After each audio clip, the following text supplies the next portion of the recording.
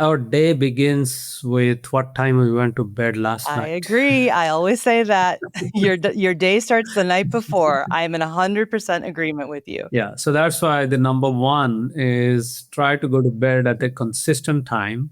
When you are going to bed at 10 o'clock one day and then midnight the other day, your body and your brain is thinking you have actually flown two time zones away. So then you get kind of jet lag like symptoms the next day. Hi, I'm Dr. Avanti Kumar Singh, and this is the Healing Catalyst podcast. I'm a medical doctor with over 20 years of experience and also a lifelong practitioner of Ayurveda. I created the Healing Catalyst podcast because we all deserve a different kind of conversation about health, one that's honest, holistic, and rooted in both science and soul. On this show, I'm joined by the world's leading experts to give you science-backed tools that you can start using today and actually stick with to build real health and longevity. I am so glad you're here. Now let's get to it. Hello, my friends, and welcome back to the Healing Catalyst podcast. I am so incredibly happy to be back with you. You know, we took a little break to pause, reflect, and really up-level the podcast, and I'm so excited about what's ahead.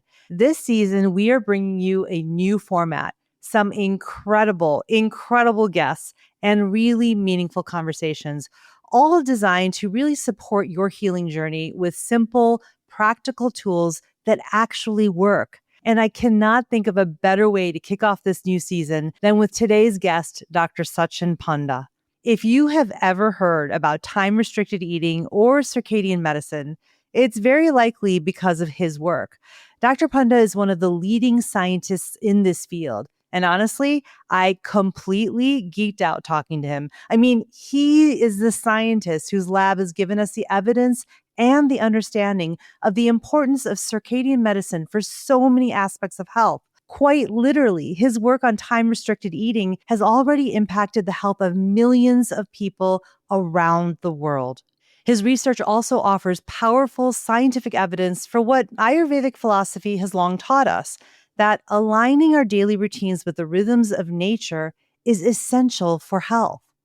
This conversation is jam-packed with insights that you can use right away.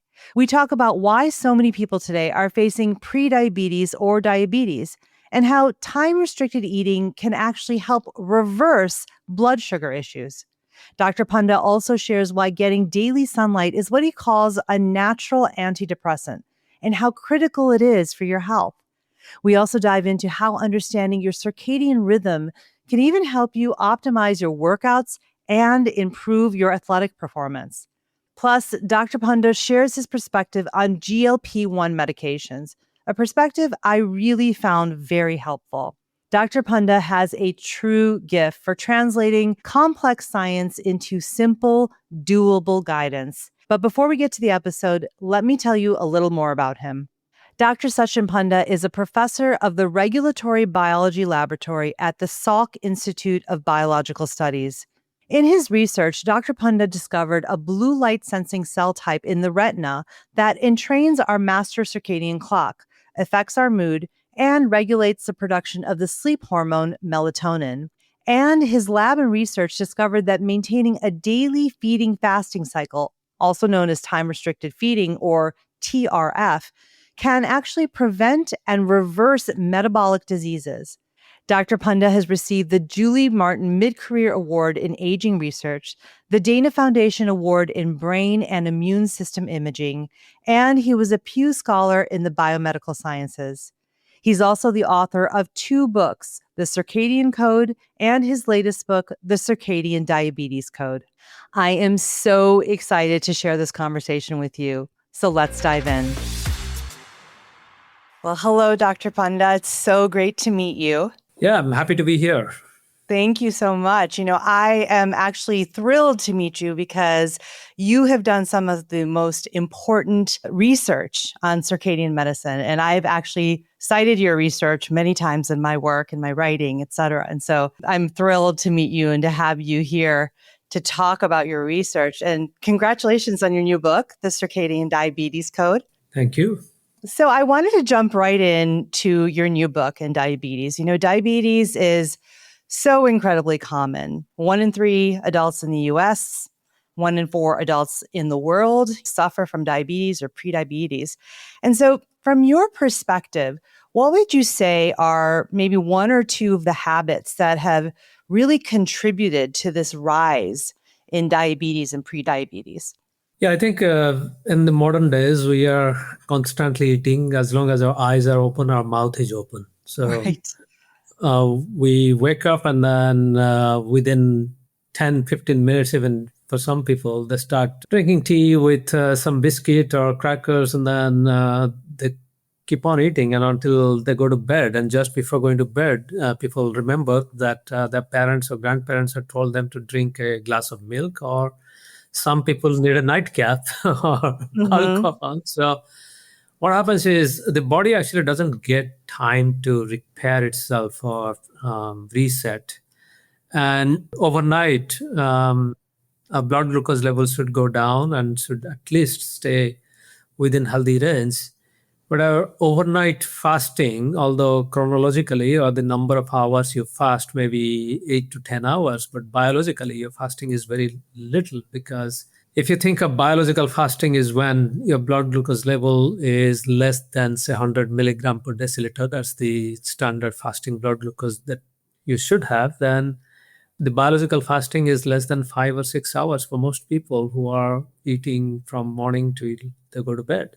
Mm-hmm. So when the blood glucose remains high for many, many days and doesn't have much time to actually recover, then I think that is contributing to rapid rise in pre-diabetes. And Mm-hmm. then the question is, well, if that is true, then if you actually increase your biological fasting, overnight fasting, can it reverse it? Right. Because that's what is called causal relationship. And in Mm-hmm. fact, over the past 10 years, there are many research going on around the world, which started from my lab, and now there are at least 100 plus clinical trials going on. Right. And almost all clinical trials are coming to the same conclusion that if people fast overnight for 14 hours, if they target for 14 hours, Right. then maybe they get biological fasting for 9 to 10 hours when the blood glucose level is within the healthy range.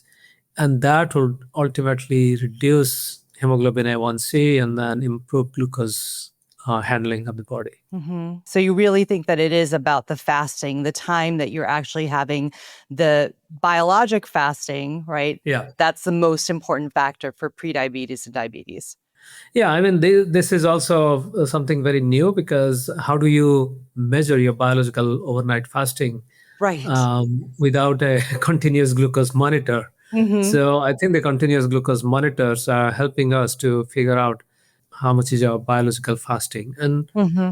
unfortunately, until now, there is no CGM companies that actually incorporates this into their algorithm. But hopefully, within a year or two, we'll see that algorithm coming up, showing what is your biological overnight fasting.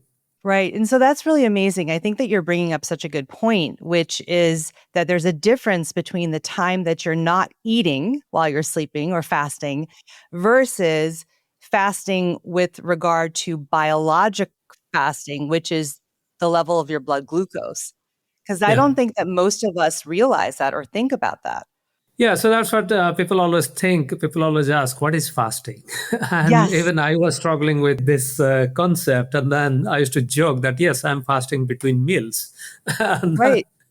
went back, and actually, this is a concept that is coming out of one of my collaborators, Professor Hmm. Blandine Laffer from Columbia University. She and I collaborate on many time restricted eating Sure. studies where people are asked to eat within consistent 8 to 10 hours. Hmm. And then both Blandine and I have been collecting continuous glucose monitor data, CGM data, for several years now. And then all of a sudden we realized, CGM will actually give us the biological fasting. And Blandine came up with this term, overnight biological fasting, Hmm. or biological overnight fasting, one of these. So hopefully now many algorithms will incorporate that. Right. And this becomes important for diabetes management. So, for Hmm. example, if we see that the number of days you are under, say, you have achieved, say, X hours of biological fasting. And this is, again, this needs new research. And I'm sure there are a lot of people out there listening to these shows. They continuously monitor their blood glucose. Maybe they can Right. go back, and some of those engineers and mathematicians who can download their own data and play with it, maybe they Hmm. can report how is that, or they can see how's the Right. overnight biological fasting. Yeah, I think that's so important. That's fascinating to actually think about it that way because, even me teaching people about this, I don't actually focus in on the blood glucose level. I'm always talking about, just make sure you're not eating for this amount of time, but you're taking it one step further Yeah. to really, indicate the difference between not putting food in your mouth versus what is your blood glucose actually showing. Yeah. But for most people, the first step is more important. Just not Hmm. eating for Absolutely. 14 hours. Right. You Right. cannot keep your blood glucose low without Exactly. chronological fasting. So that's the Right. first step. And not everybody will measure blood glucose every single day Hmm. with a continuous glucose monitor. So what the first step is always a good overnight fast. Yeah. That's amazing. And so, I wanted to talk about another thing that you talked about in the book, which you make this very important point that although we are eating sugar all day, either added sugar, natural sugar, right, in the foods that we're eating, our bodies can only handle a very small amount, which is 1 teaspoon, which is actually 5 grams of sugar. And I think this is so important. And let's put this into perspective for a second. 5 grams of sugar, and I looked this up, is the equivalent of 3 strawberries or 2 to 3 sips of soda or fruit juice. Yeah. That's actually the point, that if you dial back 100 years ago, our sugar consumption was very little, maybe Yes. maximum 15, 20 grams per day. And now Right. it's hundreds of grams. So, Right, exactly. And so, because we have to maintain, our bodies need to maintain that very small window, right? That small, number of 5 grams of sugar, they have to maintain that in the blood. What is really happening on a physiological level that, when our blood sugar even rises a little bit, slightly and repeatedly, what's happening in our bodies? yeah. So when the blood sugar level goes up after a meal or after we eat something that has sugar or carbohydrate, then Hmm. pancreas kicks in. Pancreas senses the rise in blood glucose, Hmm. and then it has mechanism to pump out a little bit of insulin. And this insulin comes, and it's almost like a lock that opens up the cells, particularly muscle cells and also many other cells throughout our body, Hmm. to absorb this blood glucose into the cells, Right. because high level of blood glucose is harmful to our body. And every time we eat a big meal with a lot of sugar or carbohydrate, then this process repeats itself. Hmm. A pancreas has very little, very small number of cells, and every time we kick its the pancreas with a big load of sugar, it just gets exhausted. So after a while, it cannot produce enough insulin, or it produces too much insulin, Right. because the cells in our body become resistant. It's almost like they ignore. So that's called insulin resistance, because Hmm. there is a lot of insulin, but the key is not working anymore. The door doesn't open completely, and then the blood sugar doesn't go in. Right. And so if you think about it, over our lifetime, our ancestors might have consumed only the amount of sugar that we eat now in 10 to 15 years of our life. So Right. that means our pancreas was designed Right. to actually handle very little amount of sugar, simple sugar. And now we are kicking it almost every single day. Right. Every single time we pop a soda or ice cream or cake Hmm. or candy. Right. Um, so after a while, you're just beating a dead horse. So Right. that's what Right. happens. So what we're doing is we're really just overtaxing our system Yeah. to be able to handle that amount of sugar. Because what you're saying also is that before our ancestors would eat the amount of sugar that we eat in one day over the course of how long? I mean, because there's been a big change in the amount that we're consuming. Yeah. And then another thing that relates to circadian rhythm Mhm. is the sensitivity of our pancreas to sense glucose and then pump out little insulin, that changes throughout the day. Right. So in the first half of the day, our pancreas is very a lot is functioning pretty well. So it senses blood glucose pretty well and then pumps out a little bit of insulin, just enough. And then towards the end of the day, actually it doesn't produce enough insulin. So towards the, say, late afternoon, early evening, its functions begins to decline a little bit. Right. And then at night, just before 2 to 3 hours before bedtime, what happens is another hormone called melatonin actually rises slowly. Melatonin helps us fall asleep.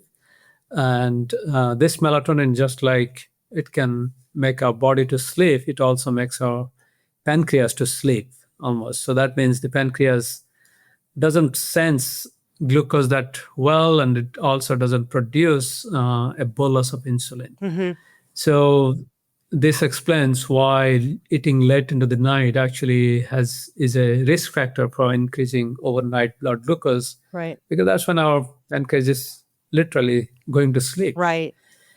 Then the same thing happens in the morning. After we wake up, it takes almost an hour or two for our melatonin levels to go down to baseline. That means when we wake up, we still have nearly half of the melatonin that we would have in the middle of our sleep. And that's enough. That's almost the same amount that we had going to bed. So that's why it may not be advisable to have a big meal or big breakfast or tea with sugar and all right after waking up. You may have to wait an hour or two for the pancreas to fully wake up and be alert for handling blood glucose. Right. And so what you've described really is how the circadian rhythm aligns with our pancreas and the hormones that are going through our body that are really basically controlling blood sugar throughout the day and night, right? So it's all aligned. Yeah. Right. Yeah. And then, in late afternoon, when our pancreas is not as efficient as in the morning, there is another mechanism by which our blood glucose is controlled. So that's called exercise-induced glucose absorption by muscle.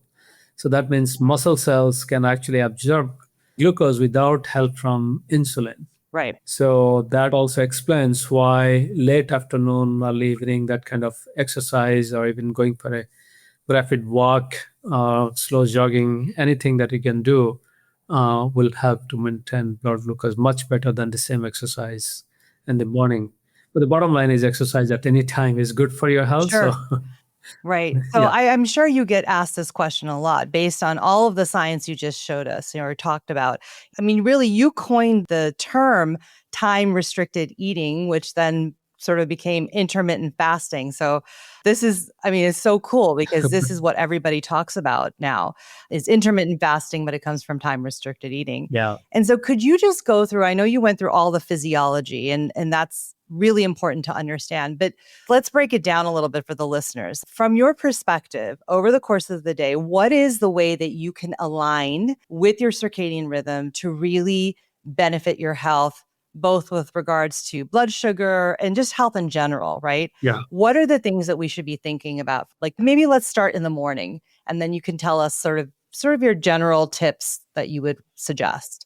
Yeah, actually, our day begins with what time we went to bed last night. I agree. I always say that.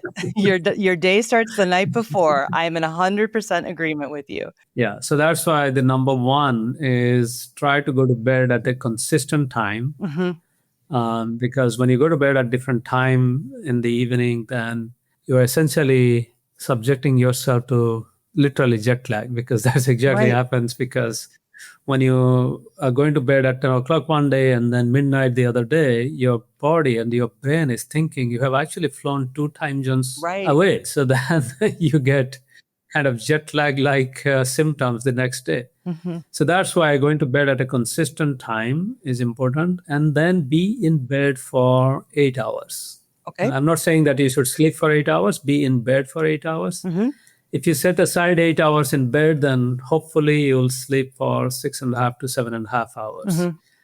And during sleep, our brain and body does a lot of repair, reset, and rejuvenation. So we know that our brain, in the first 2 to 3 hours, our brain produces growth hormone, and this growth hormone spike is important for repairing all the cells in our body, particularly our intestinal lining, because our intestinal lining when you're digesting food, just imagine you are eating meat or sushi, which is raw meat, and your intestine is also raw meat. So that means there is a lot of damage that happens to your intestinal lining or stomach lining. Right. We regenerate our stomach lining almost in every 10 to 15 days. So that means just like a snake sheds its skin every few days, we have a new layer. And that new layer, laying out that new layer happens in your sleep. So just like you cannot repair a highway when the traffic is moving, you cannot repair your gut lining when you are eating or when there is food. So that's why there should not be much food, and then you should have slept better. So you should be in bed better so that your Right. growth hormone is high. The second thing that happens in sleep that is very important, and it's an important discovery in the last 10 to 15 years, is our brain literally detoxifies. Right. So during the daytime, we have a lot of gunk that accumulates in the brain, and that literally is drained out by this lymphatic system, Yeah. which is a new term, but it's a, Mhm. and that happens in our sleep. Right. And then the third thing that happens is our neurons, they talk to each other much better. They strengthen the synapse or connection, and also memory gets stored so that next morning we are much better in decision making. So that's why Sure. sleep is very important. Now, then the second thing is after waking up in the morning, Right. wait for at least 1 or ideally 2 hours before your first meal, because that's when your hormones are balanced. Yep. When we wake up, that's the time when we have the maximum amount of stress hormone cortisol. And that's also the time when we have at least half of our nighttime melatonin. And both these hormones are not good for glucose control. So that's why waiting for an hour or two is ideal. Of course, people ask me, can I have black coffee, black tea, and lemon water, hot water, and all that stuff? Right. It's really hard to say in long term what are the consequences, but at least in short term, we haven't seen any adverse effect. But some people say that if they drink black coffee in empty stomach for many, many years, then they get acid reflux, ulcers, and other stuff after a while. Right. So that's why be careful. Exactly. Exactly. Yeah. So that's number two. Number three is, again, just like going to bed at a consistent time is very important for your brain health and overall health. Breaking your fast at a consistent time is also very important, because our circadian rhythm actually anticipates when you are going to eat breakfast. So it prepares all the digestive juice and prepares our body to handle that nutrient flux right when we break our fast. And when we delay that breakfast, then you're missing the train, or when you eat breakfast very relatively early, 2 to 3 hours before your usual breakfast time. Right. And this is what happens when you're trying to catch a plane in the morning. You get up early in the morning and you feel, I Yeah. should have that breakfast now because I cannot have breakfast in flight. Right. But you are literally helping to exacerbate your jet lag. Right. So that's number three is have a consistent breakfast time and then eat all your food within the next 8, 9, 10, or maximum 12 hours. Okay. The ideal thing is if you target for 10 hours, maybe you will end up with 11 or 12 hours. Right. So don't target 12 hours, then you'll end up with 13 or 14 Right. hours. So really the key time restriction eating window is 10 hours from your perspective. Yeah, I mean, if you target 10 hours, then even if you cannot stick to 10 hours every day, at least 2 or 3 days, you may end up with 12 hours and you're still okay. Right. Because your dinner time can vary a little bit. It doesn't appear to have too much effect. But again, your last meal should be 3 hours before your bedtime, because that's when melatonin begins to rise and it's not good for your blood glucose control. Right. And then the number 4 is during daytime, don't forget to go outdoor and get some light, daylight. If you cannot go outdoor, you don't have to be standing under the sun, because you don't need, that's too much light. Even 5 to 10,000 lux of light, which is what you get under a tree shade or under a canopy, or even in a cloudy day in Chicago, you Yes. get 5 to 10,000 lux of light. So you really don't have to sit under the sun. And if you cannot go outdoor, suppose say you are sick or you have mobility issues, then even having your breakfast and lunch right next to a large glass window Mm-hmm. will likely give you that 5,000 lux of light. Mm-hmm. You have to be really close to the window because Right. as you move away from the window, then the light level precipitously drops. Although our eyes cannot sense it, Right. but actually the actual reading drops very quickly. Got it. And light is the best antidepressant because a lot of us go through depression, anxiety, and seasonal affective disorders or winter blues. And the best treatment is the light is the best antidepressant. It's plentiful Absolutely. and free. You just have to show up. Right. Right. And you might be thinking that you are getting enough light, but actually, most of us don't get enough light because we spend more than 90% of our time indoor. That is both daytime and nighttime. So that means we spend more than 95% of our time indoor during daytime when light is available. Mm-hmm. And so that means you are outdoor only when you are driving or when you're taking the public transport or walking. And at that time, if you're wearing heavy sunglasses, then you're actually not getting any light. Exactly. So that's why be mindful. Almost all of us are light deprived during daytime. Right.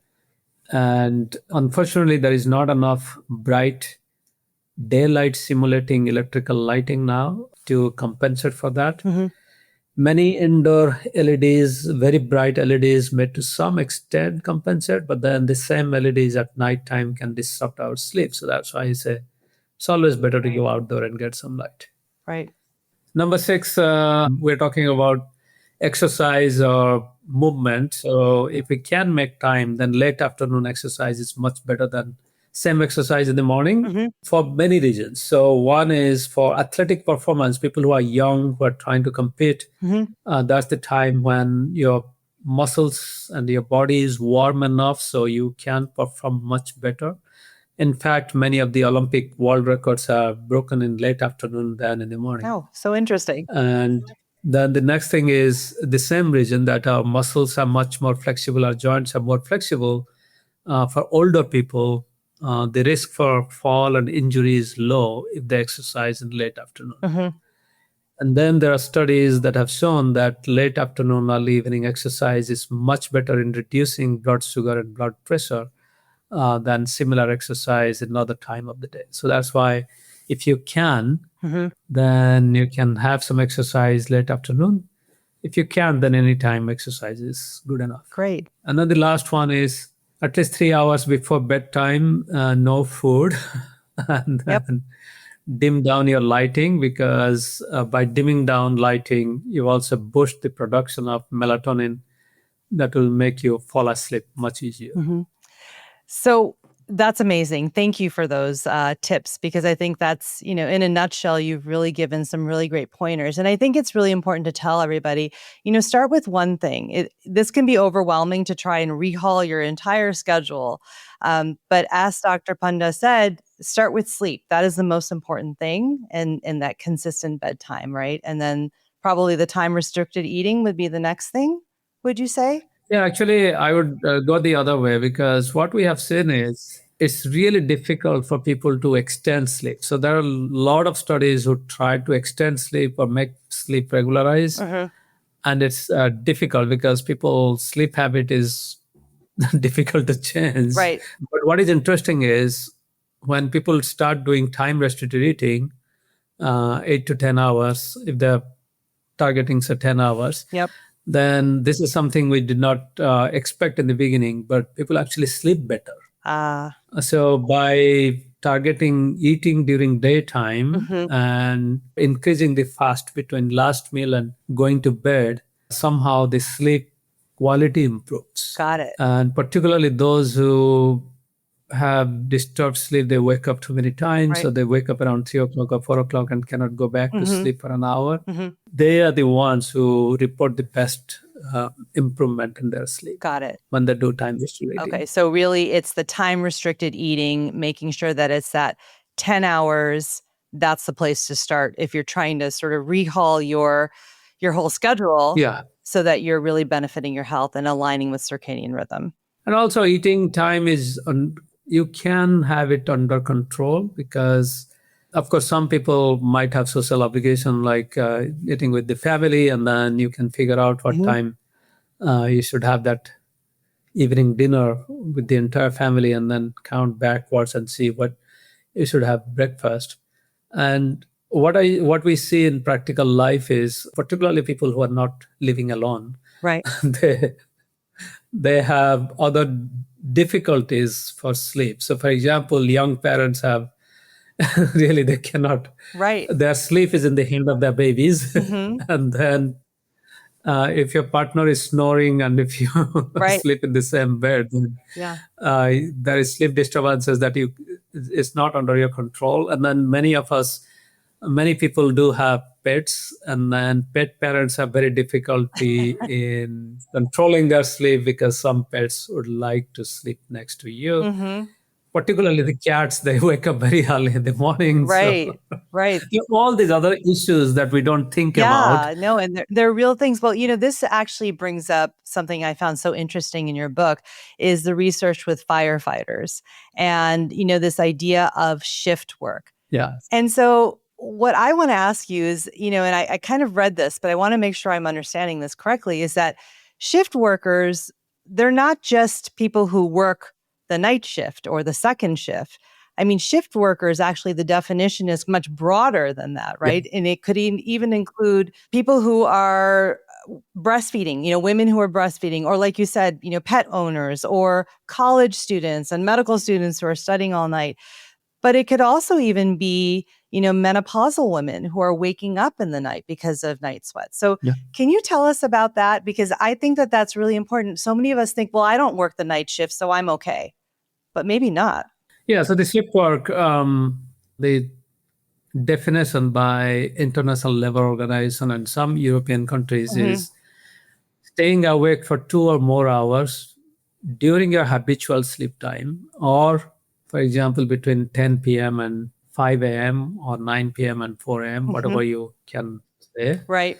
And being engaged in a job, in a work. Like you are not lying in the bed and with your eyes closed, but you cannot sleep. That's not shift work. But you're actually awake outside the bed and you are doing something, whether you're caring for a baby, caring for a loved one, or whether you're partying with your friends on a Saturday or Friday night. Sure. And doing this for 2 or more hours for once a week is enough to disrupt your circadian rhythm, because when you stay awake for 2 extra hours, then most likely you are under light, and that light will disrupt your circadian rhythm. And particularly our circadian rhythm is more sensitive to light during our habitual sleep time. So, for example, in the daytime, you may be sitting in a dark office room, and if one day you decide to go outdoor and get a lot of light, it's not going to really reset your circadian rhythm. But at nighttime, even when you crank up the lighting to, the amount of lighting you see in a typical living room in US or Indian homes, actually, then that is enough to reset your circadian rhythm for at least for the next 2 or 3 days. Got it. So that means the day you are staying awake, you have disrupted your sleep-wake cycle, circadian rhythm, and for the next 2 days, your body is trying to catch up. So nearly half of the week, you are out of sync. So that's why the idea is, well, if you don't have to be a card-carrying shift worker, but if you are experiencing these things that you are losing sleep for 2 or 3 hours in a week, once a week, that itself is compromising your health. Wow. And along that line, almost all of us experience shift work like lifestyle, at least for a few years in our lifetime. Right. And if we look back, those years are not the best years of our life in terms of optimal health. For sure. I mean, that was med school and training for me, for sure. I mean, I know that so much of my health issues came from a disruption of my circadian rhythm, because I was also training in emergency medicine. So I was doing night shifts.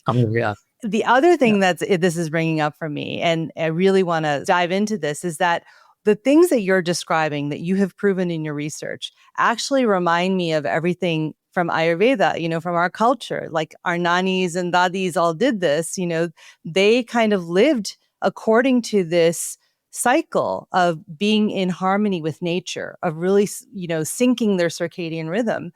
So it's so interesting to me that what they were doing so many thousands of years ago in Ayurveda, you've now proven with circadian medicine research. I love that. Yeah, I mean, we always go back and relate lifestyle to certain cultures. So if you go back to 100 or more years when there was no electrical lighting, Right. then staying awake and lighting up the evening was very expensive. Just having enough firewood to light up the evening or cook in the evening Right. was expensive. And then if you're thinking of lighting up the entire house, even with candles and lanterns, was expensive. Right. So it was actually not within reach of most people Sure. to stay awake. So it was not a preferred lifestyle. Right. And then during daytime, another thing was most people, we worked a lot to earn a living, and most of the working was outdoor working. For example, back in India and China, 150 years ago, nearly 70-80% of people worked in, Right. had an agrarian lifestyle. So they had to go to the field, get light exposure, work a lot, come back. And so that was, I would say that was the need of the time, because the lack of all this technology actually forced people to be in sync. Right. But at the same time, I would argue that circadian rhythm disruption is the key to creating wealth because if you imagine, the modern societies cannot thrive without shift workers, right? So without doctors, firefighters, ambulance drivers, truck drivers, bakers who get up early in the morning to bake your bread. Right. So if you think about it, creating wealth or the nation's wealth actually depends on circadian rhythm disruption in a weird way. Right. And if you think about even in history, most of the wars are fought and won based on whether you could do a surprise attack at nighttime. Right. Most of the explorers, when they explored and went to different countries, found new lands, they had to stay awake throughout the night to navigate based on the position of the stars. Right. So in a way, it's kind of a weird situation where circadian rhythm disruption is necessary for creating wealth and having a rich, wealthy lifestyle, Right. but at the same time, it compromises our health. Right. So then the challenge for circadian rhythm research is how do we figure out simple lifestyle changes that can help us to live with some circadian rhythm disruption, but at the same time to not compromise our health that much. And this is where the study that you mentioned, firefighter study, actually was really interesting because firefighters, at least this firefighter group that we worked with, their shift was 24 hours. It was 8 a.m. to 8 a.m. And they would be on the shift for 1 day on, 1 day off, 1 day on, 1 day off, like that for 4 cycles. And then they would take 2 or 3 days off. Yep. But at the same time, since many fire departments are stressed thin, Right. they would do a lot of overtime. So that means they were actually in the fire station sometimes up to 48 or 72 hours. Right. And this is like the one extreme form of shift work. Sure. And many people think that, well, firefighters don't do anything. They sit in the fire station and play cards or something like that. But actually, our study staff went to the fire station and did a ride along. So that means they had to live the lifestyle of a firefighter during the work hours. So they checked into the fire station at 7:45 in the morning, and then they were assigned a specific bed or specific chair to sit. And then every time there was a 911 call, they would also wake up just like the firefighters did and run to the engine. They were given a specific seat in the fire engine, and they had to get there within a minute of the alarm, and then they had to go if they have to go. And then sometimes they would get off, and then they realize that no, it's not their assigned fire engine, some other engine, but they still are waking up in the middle of the night. Or sometimes they go to the site and realize it's a small, it's not a serious one, but then they come back, and sometimes it's a serious one. Right. So on an average, these guys they got 7 to 10 calls every night. So that means 7 to 10 times they're waking up and then coming back. So in that situation, we know that firefighter, this profession, they're doing two things. One is they're getting waking up too many times, their circadian rhythm disruption. Right. But at the same time, there is also a lot of stress. Right. Of course, in medicine, you have a lot of stress, particularly emergency medicine. It because sounds you like see my so many of life, your patients. what you're describing. Yeah, so many of your patients are, you cannot save them. So similarly, many firefighters, they go and they see burning vehicle and then somebody trying to commit suicide. Right. And sometimes, of course, the cat is getting stuck in the roof. They also go. They say that within 48 hours, we see more life events than what you see in your lifetime. Oh, for sure. For sure. Same thing in the emergency room. I can tell you that. Yeah. So when these firefighters were asked to do 10 hours time restricted eating, they actually did. Okay. And it did not change their performance. They were still attending 911 call with the same efficiency and alertness. There was no compromise in their work. And they reported improvement in their health. So that means those who were healthy, they did not show any deterioration. Those who had pre-diabetes or diabetes, they showed an improvement in their blood glucose. Those with high blood pressure or high blood cholesterol, they showed a decrease in those parameters. Okay. And more importantly, they also said their mental health improved or at least stabilized. This study was done during COVID, so there was more stress during COVID time because firefighters were the front line. And our control group actually showed a deterioration in their mental health, whereas this time restricting group of firefighters in their mental health. So literally what you're saying is that even though these firefighters were staying up for 24, 48 hours, just by changing their eating window, doing time restricted eating, that 10-hour window during daylight, that was enough to actually protect their health, even though their circadian rhythm was disrupted. Yes. That's amazing. Yeah. And most of them, they actually chose a time window between 8 a.m. and 6 p.m. Wow. So anybody who is working any kind of shift work, right? Or somebody who, is maybe disrupting their sleep once a week, like you said, going out late, if they can stick to the time restricted eating, that 10-hour eating period, they can actually help to lessen the effects of that disruption, like actually help their health. Yes. Wow. Yeah. So that's what I'm saying. Like circadian rhythm disruption is inevitable in most of our lives. Yes, absolutely. In most of our lives. But then one thing that we can do is we can control when we can stop eating and start eating. Right. And, you'll feel a little discomfort. Sometimes you might feel we tell our participants that the first 2 weeks will be a little difficult because your body is used to getting refilled whenever it got a little bit of hungry. But then within 2 weeks, it will get used to it to an extent that if you eat late night, then you might feel food hangover the next day. Wow. Okay, so let me ask you a couple of questions because these are common questions I always get. So I just want to see what your take is on this. I mean, you're the person who's done all the research on this. So the first thing is, the coffee question, right? And you kind of alluded to it earlier. What is the story with coffee? Because coffee, we think of it as, okay, we're drinking something. But that actually breaks your fast, correct? Or are there some different parameters on the coffee that you have in the morning? Well, the thing is, if you have coffee with cream and sugar, definitely it breaks your fast. Right. And because, as you said, 5 grams of sugar, even 2.5 grams of sugar is going to break your fast. Right. And cream, of course, it has protein and sugar. So.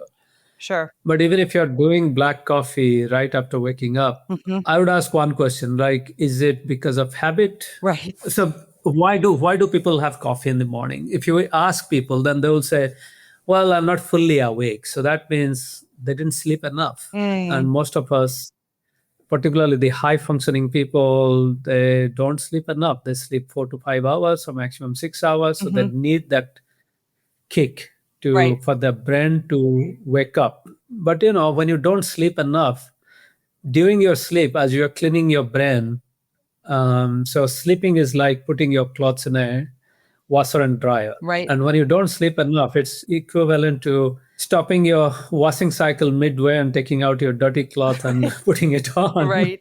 And then coffee is like a perfume you put on Oh, your that's cloth so awesome. that you don't stink. Coffee is the perfume you put on for a bad sleep to help you get through the day. Amazing. Yeah. So that's one reason why people drink coffee, because Sure. they didn't sleep enough. Mhm. The second reason is they got the habit. Like they were so habituated that they cannot break the habit. Mhm. But the thing is, you can do the experiment, and instead of coffee, suppose say you have hot water. Right. It's possible that you are actually addicted to hot water, something hot drink in the morning, Right. not necessarily coffee. So, Ah, and then the other function of coffee is there are a lot of people who don't get bowel movement unless they have some yep. hot water or hot coffee. Sure. And the idea is, well, if you wake up and then you move around a little bit, Mhm. then you'll get bowel movement, and Right. you can even have a lukewarm couple of glasses of water, Right. and that will help you for bowel movement. So Yeah. you got to figure out why you Why need you're coffee. doing that. And there is always a biological reason or emotional reason, Right. and if you can figure that out, then Right. you'll actually improve your health. Yeah. Because if it is just for your bowel movement, then maybe you get hydrated, because instead of coffee, if you drink a couple of glasses of water, Right. then you are getting hydration early in the morning. Exactly. So you don't have to think about water. Right. So these are some of the stuff. And since I said that a lot of people, they have even confessed that they were drinking black coffee in the morning for 8, 9, 10 years, and now they have acid reflux and many bad Right. things. Right. And so I assume that the opposite end of, having an after dinner drink, again, people don't always think about the drinking, the alcohol, the wine, the cocktail, whatever it is, Yeah. as eating. And so you're extending your eating window again, right? So Yeah. it's sort of the same principle on the end of the day, right? With the Yeah. alcohol. Yeah. Now, this is another question I always get. So what about people who can't wait until a little bit later? They say that they're hungry when they wake up, right? So, and I know this is true for a lot of women, especially menopausal women. So, Yeah. there's those differences between men and women. So, one question is, what are some suggestions for fasting and time restricted eating for men versus women, or women versus men? And then what do you do if you feel like you can't extend your fast in the morning and you feel like you need to eat something? What do you do then? Yeah, no, if you, waiting for an hour is not that bad, Right. because if you get up and then you finish your regular stuff, Sure. brush your teeth, go to the bathroom, toilet, and then Yep. your clothes, etc., that itself will be Great. 30 to 45 minutes. And then if you are prepping your breakfast, that might take another 10 to 15 minutes. So Okay.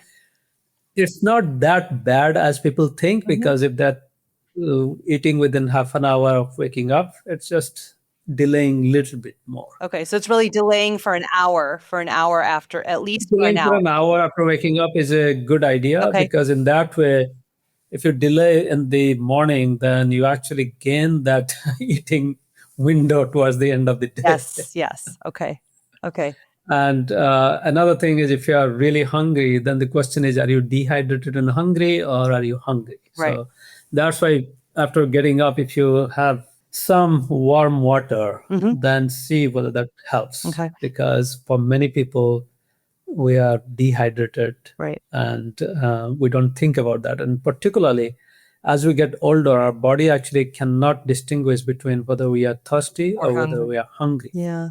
And the body also doesn't remember whether we are thirsty or not. So that's why a lot of us have to really remember when to drink water, Right. and how much to drink. And so really what you're saying is that, because I think that so many of us are influenced by so many of the doctors that we hear that, they say that you can't eat until lunch, that if you're doing time restricted eating, wait till lunch. And that is very hard for a lot of people as they get older. A lot of the women I talk to who are perimenopausal or menopausal like me, not eating until lunch can be really a struggle. So it's really trying to lay for an hour after you wake up is what your tip would be here. Yeah. Okay. I mean, that's biologically, because, in the first half of the day, your insulin response is better. Right.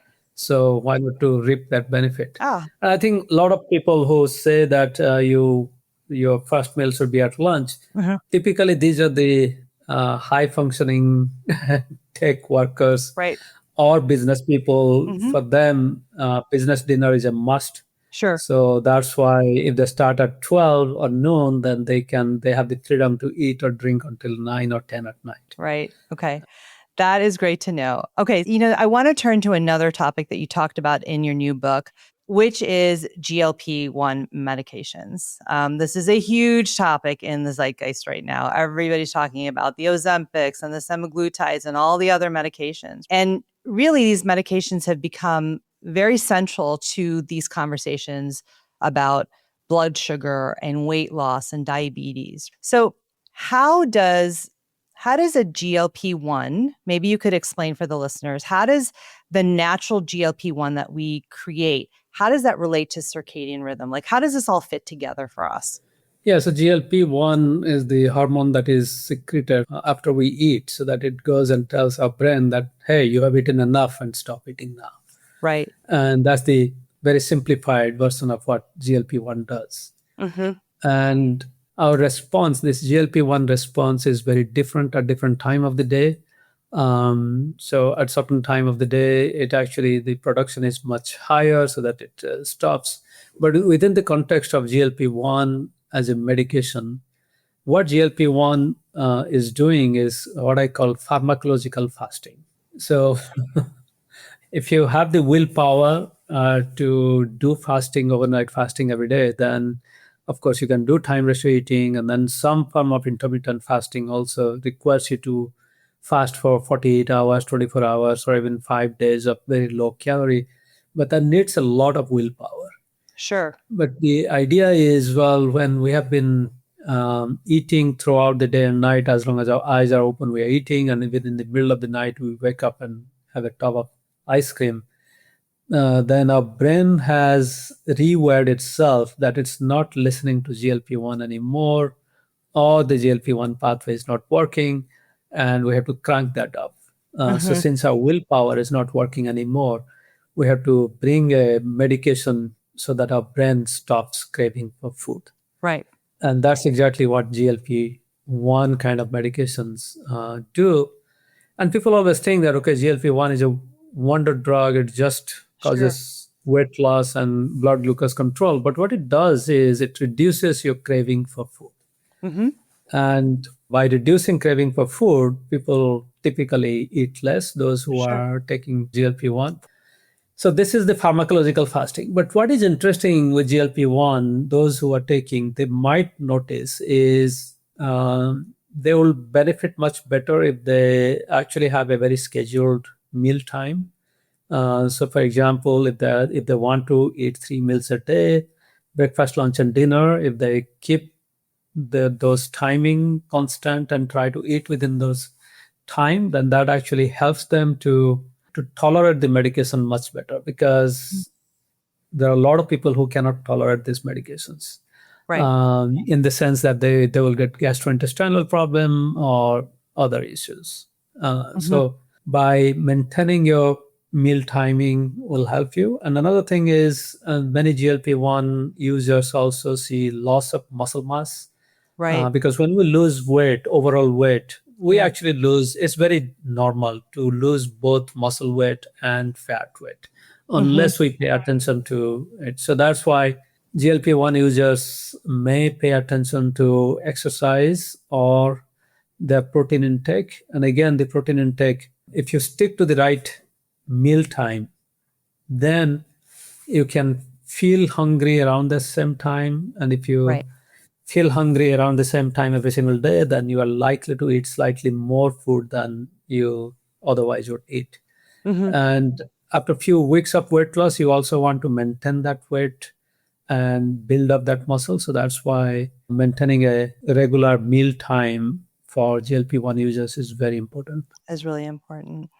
That's amazing. Thank you for clearing that up, because I think, again, people think that it's a cure-all, it's a miracle, which, it is, it's a very effective tool. Yeah. But I think what you're saying is that combining it with the time restricted eating is sort of the key to maintaining that blood sugar, maintenance or that weight loss after Yeah. you have either gone off the medication or if you've habituated to it, right? Yeah, people who have pre-diabetes or those who are trying to lose weight, Right. but they have normal blood glucose, etc. Mm-hmm. Of course, the GLP-1 literature says you have to be on this medication for the rest of your life, which is very Right. difficult for many people.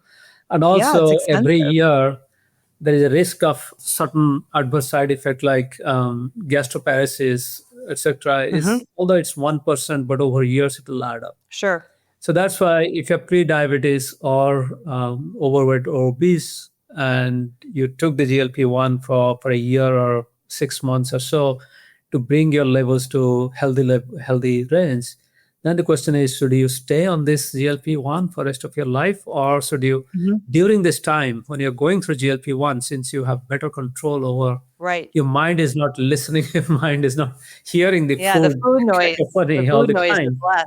Right. Mm-hmm. This is the time to build up some self-control, and Mm-hmm. it's almost like it gives you an opportunity to train your body, train your Right. mind. So that's how I look at Mm-hmm. vast majority of them who are kind of using GLP-1 to manage pre-diabetes or excessive body weight. They can do. Yeah. So I have one question for you, a listener question, and it actually relates to something you said. And this comes from Diane S. in Los Angeles.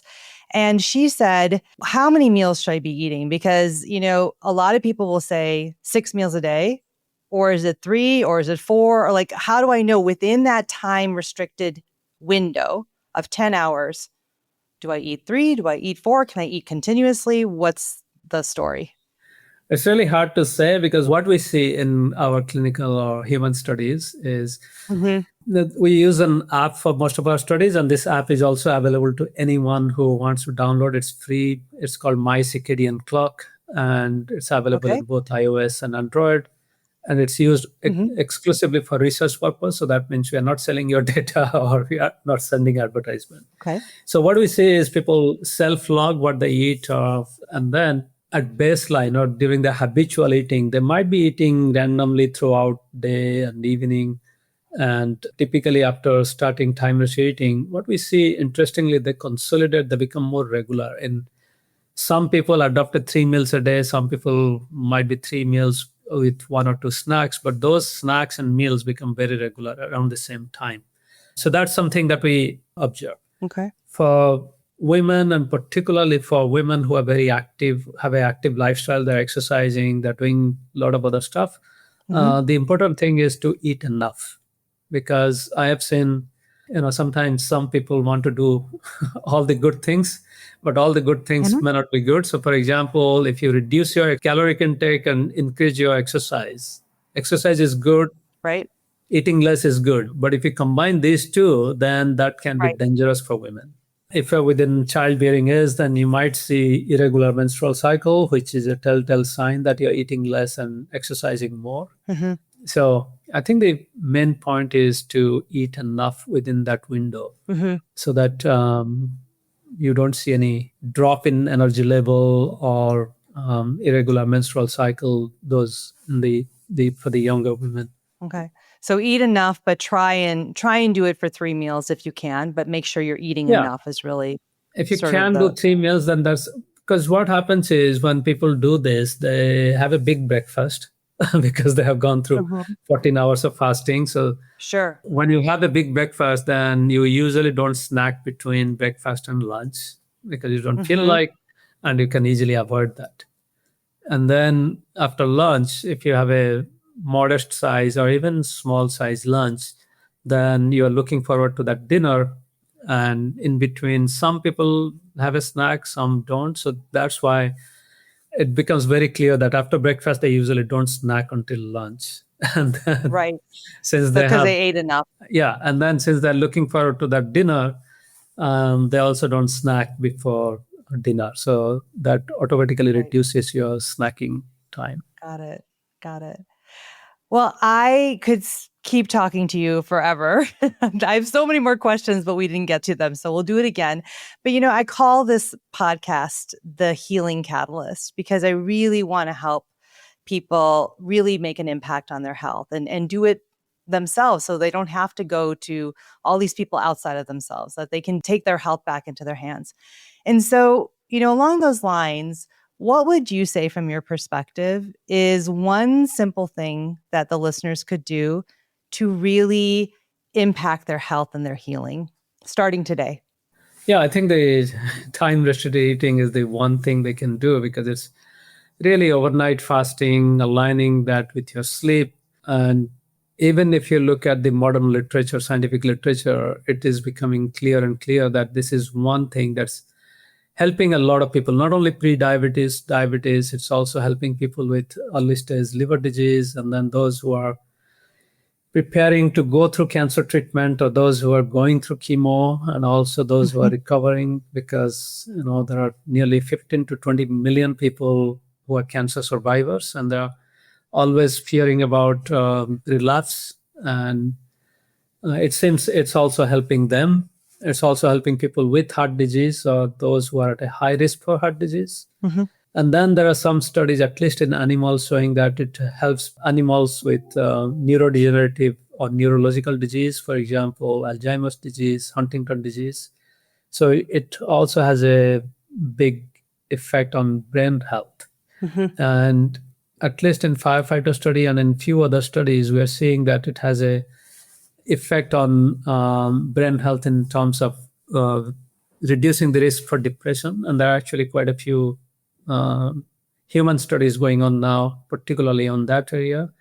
There is one study from UC Berkeley that just started to look at people with panic attack, anxiety, depression, how they will respond to time restricted eating.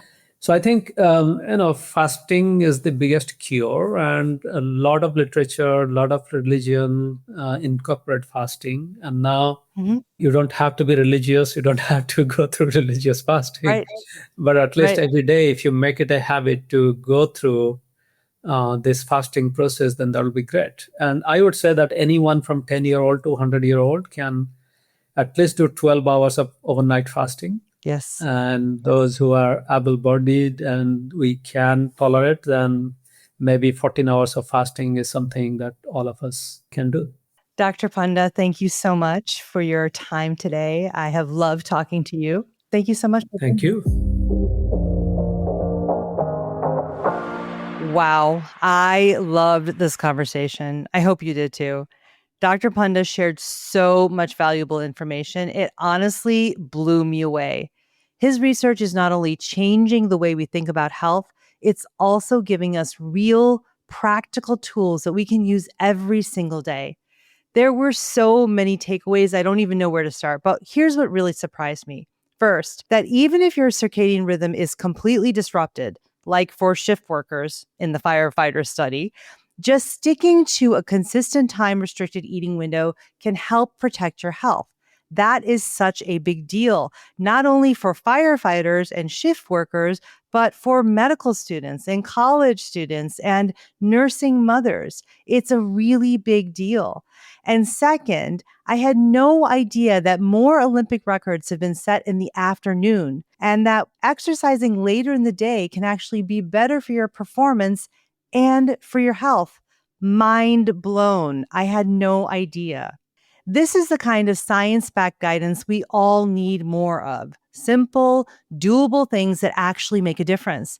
So if this episode sparked something for you or made you think of someone in your life, please share it with them. Seriously, this information is too good to keep to yourself. And even if you try one of the things we talked about today, whether it's eating within a 10-hour window or fasting overnight for 14 hours, or getting outside in the morning in the natural sunlight, or sticking to a consistent bedtime, I promise you, your body and your mind will notice and your health will thank you. So please try something out and make sure you tag me on Instagram and let me know how it worked for you. Remember, healing isn't just possible, it's in your power. I'll see you next time. Until then, be well. Thank you for listening to The Healing Catalyst. If you found this episode helpful, please hit follow and share it with a friend. And if you feel inspired, please rate and review because it helps others find this podcast more easily. For more insights and tips, head to my website at avantikumarsingh.com. And to connect with me directly, find me on Instagram at avantikumarsingh. I loved sharing this episode with you. My hope is that you heard something today that sparks a catalyst in your healing journey and helps you build lasting health. Be well, and I'll see you next time. This is a Dante 32 production.